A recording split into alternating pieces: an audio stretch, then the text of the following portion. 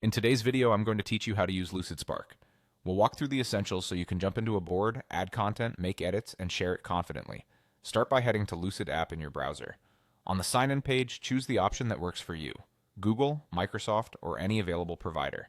Once you're in, you'll see options to start from a template, open a blank board, or pick a recent file you've worked on. Templates are a great way to get structure quickly, while a blank board is perfect if you want full freedom. Select your choice and give the board a moment to load.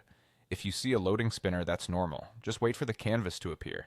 When your board opens, you may also notice a For You tab with suggested content or tips. If you're not interested, simply skip it and continue to the canvas. You can also browse more templates from inside the board if you change your mind later. Just open the Templates panel and choose one to drop onto the canvas. Now let's build your board. From the primary toolbar, drag shapes, sticky notes, and other elements directly onto the canvas. Sticky notes are great for quick ideas, and shapes work well for boxes, headers, or diagrams. Place them where you want and move them around as needed. To add or edit text, click any object and start typing. When an object is selected, the context toolbar appears, giving you styling options like font size, color, alignment, and formatting. Use these tools to make your content clear and consistent. If you prefer sketching, choose the pen tool from the toolbar.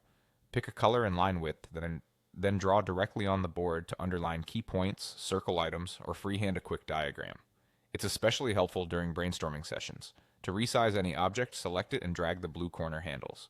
Pull out to make it bigger or push in to make it smaller. This helps you create hierarchy on the page so important items stand out while support notes stay compact. When you're ready to bring others in, click Share.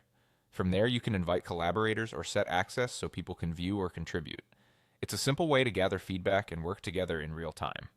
That's it. Open LucidSpark, choose your starting point, add objects, style your text, draw when you need to, resize for clarity, and share when you're ready.